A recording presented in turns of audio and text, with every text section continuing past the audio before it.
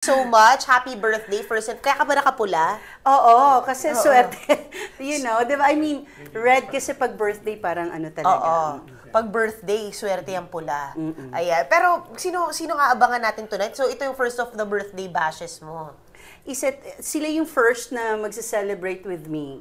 I love Kasi, it. you know, if your birthday, pag birthday month ko, ang ginagawa ko na ngayon is hiwa-hiwalay yung mga friends ko kung sino sa dami. Oo. Kasi pag ang big party kasi parang hindi ko na sila nakakausap.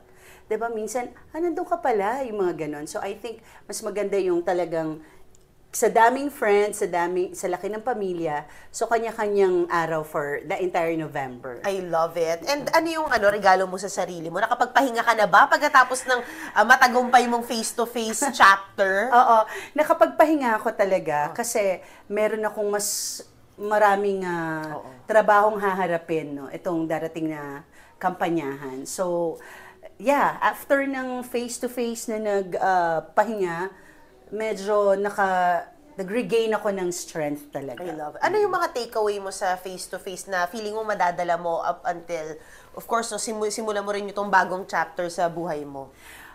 Actually, ang laking bagay sa akin ng face-to-face, no? Kasi talagang bukod dun sa ginawa kong una yung magandang buhay, and then yung face-to-face kasi, since one-on-one, kumbaga parang solo, nire-resolve mo yung mga problema ng right there and then ng mga kababayan natin, medyo talagang mabigat sa akin. So, syempre, meron ding absorption ng mga damdamin. Oo.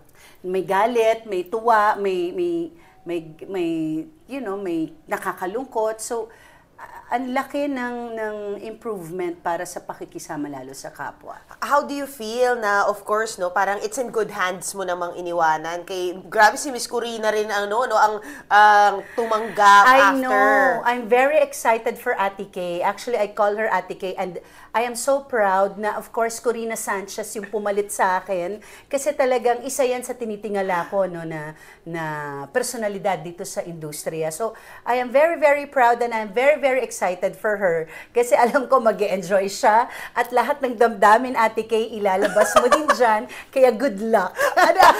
Pero higit sa lahat, maraming mag-e-enjoy. Diba? Kasi ako yung followers natin ng face-to-face, isang taon yun. So nakaka-miss din. Na-miss ko sila, miss ko yung trio Tagapayo, na miss ko yung co-host ko si Alex, yung ating mga Marefe 1, Marefe 2, at syempre yung ating mga Sausawero at Sausawera. Correct. Kompleto yun. Kasi kumbaga parang inano natin ulit, diba? After Ate Ami, eto, binuhay natin ulit yung face-to-face. Medyo bago. Eto kay Ate Kay naman, how exciting, no? Importante, nandyan pa rin ang face-to-face at marami pa rin matutulungan. Parang naisip ko nga, no, lahat ng nilagay sa face-to-face, hanay ng mga matatapang na kababaihan na kailangan strong personalities. Kasi, kailangan. Dahil pag-aaway, sasalpukan ko, hindi baka matuluyan sila doon. Kailangan mong kayanin na merong magsusuntukan sa harapan mo, diba? At syempre may mga bad words. Pero, so kailangan mo, yung composure mo doon, kailangan mo siyang sanayin, kailangan mo siyang i-training na kaya ng damdamin mo. Paano na hindi ka mabubwisit sa kausap mo. Ang naging technique ko, pero akin yun, no? I don't know with, of course, Ate Corina, kung paano niya i-handle to. But nakaka-excite kasi I'm sure iba-iba. Kasi mine was, nauuna yung pag-unawa ko. Nauuna yung awa ko. Okay. Diba? Dahil mga tinulungan di ba? Bigla ka daw nagpapa-showcase sa dulo na show, naloka yung prod. Sabi na, grabe, namibigay na rin palang face-to-face. Medyo yung gano'n, nauuna talaga. Pero merong advantage, merong disadvantage, syempre. Pero bottom line is, public service, magserbisyo talaga sa kababayan. And just for the record, para sa gusto lang magbalik tanaw, bakit ka ulit nag-retire, 'di ba, sa face-to-face? Dahil babalik tayo sa public service. Ito yung meron tayo kasing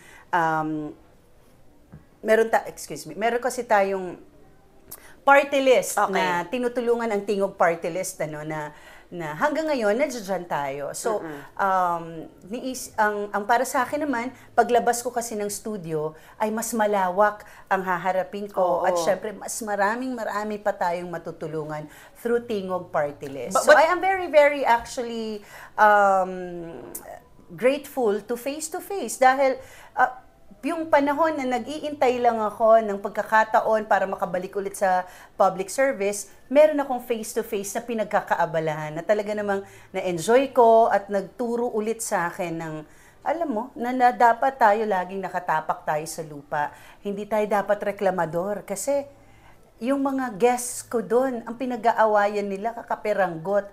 Tayo, nagrereklamo tayo, anggaranan ng buhay natin. Diba? So, dapat matuto tayo laging magpasalamat kasi mas maraming may gusto kung nasaan tayo ngayon. I love it. And bukod doon, syempre, kailangan ko na i-segue na si Daniel. Malapit na. Nakusap ko si Chard. Sobrang nag-enjoy daw siya na, na katrabaho si Daniel. Yes, At kasi yung magkaibigan talaga yun. Magkaibigan pala talaga sila. Oo, para talaga sila magkapatid. Kami ni Okay. Rufa kasi we're best Correct! friends. Bata pa kami. Yes. We're 16 and now we're, 40 years. Oh my God!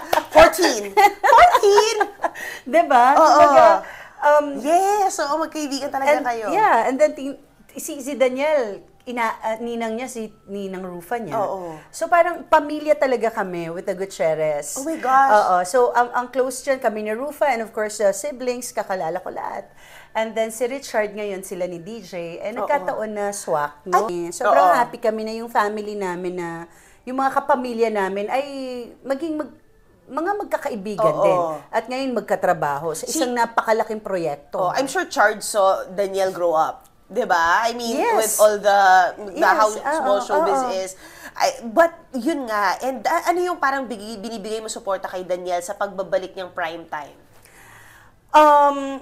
Si Daniel kasi simple lang yun eh. Sasabihin mo lang, anak, ingat ka ha. O anak, hindi ko na kailangan sabihin galingan mo dahil alam mo naman ang ginagawa mo. Pero sinabi niya ngayon, nag-e-enjoy siya at ang ganda ng ginagawa nila. Yun nga. Kasi so talagang na-excite ako nung sinabi niya, ma, ang ganda ng project na to. Ang ganda nitong incognito.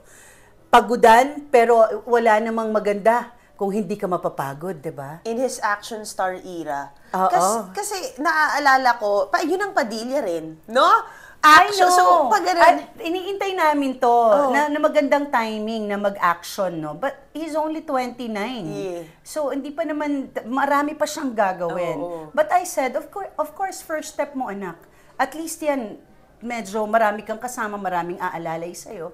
Hindi yung parang mag-isa kang nakikipaglaban, diba? So, we're just very excited. Sobrang excited lang kami dito sa Incognito. I remember yung last na interview ko siya sa J-Park, yun yung inaabangan niya, yung project na maaano siya. And it's good to na hear ma-excite siya, diba? that he's on his toes, di ba? And you're kayo, hindi muna TV kasi nga kailangan mong kailangan mo tumulong sa Tingog. Pero your daughter is, parang hindi ko na makatch kung nasan siya. Nasa Europe ba siya ngayon?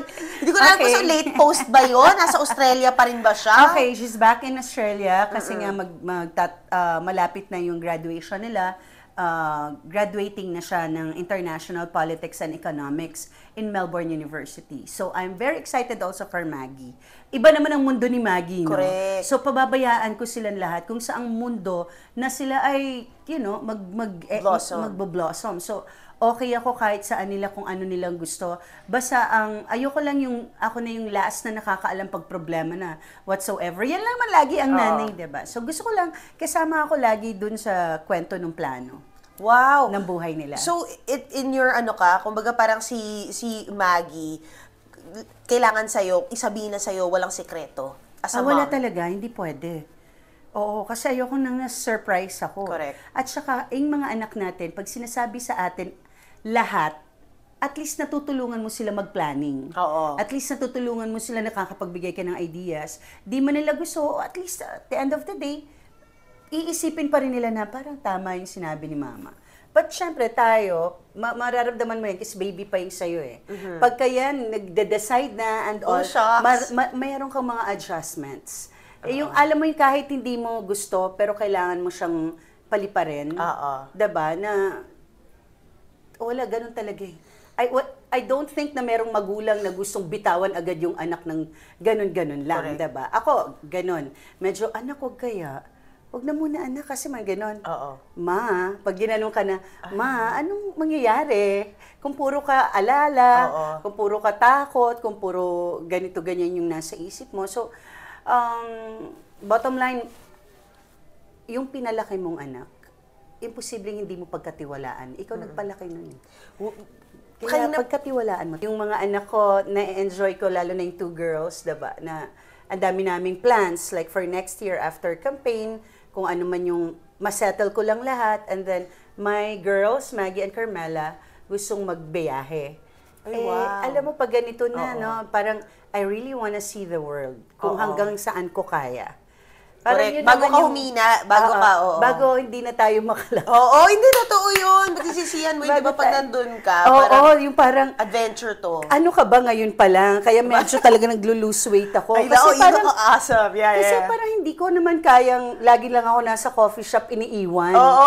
Ayoko na, Ayaw pagod mo, na no? pagod na ako. Makipagsabayan ka daw sa kanila. Oo, hindi ko kaya. So Oo. sasabihin ko, okay, balikan nyo na lang ako dito. Oh my God, gaganunin lang nila. Pero wait lang, right now, QC ka pa rin based. Di ba Yes. hindi nyo na tinuloy yung benta ng house mo Yes, doon? yes, hindi Kasi na. sabi nung iba, yung iba sa press, sabi lang, hindi nag-alabang na si Ma'am si Carla. Hindi. So, Meron Oo. kasi tayo sa South. Correct, And anytime, gusto ko talagang lumipat na sa South. Oo. But, you know, mahirap na magkwento kung nasaan ako kasi Oo naman. sinusundan ako ng lahat. 'Di ba? And okay naman yun kung interesado sila sa buhay ko. Basta no bashing lang. Oo, correct, Ang correct. problema, 'di ba? Oo. Yung iba may masabi lang. So Oo. kaya mabuti pa wag ka na nagkukwento kung anong mga plano mo sa buhay, surprise mo na lang sila. Oo, I love it. Masa-surprise kami sa Thank you so much, Ma'am si Carla.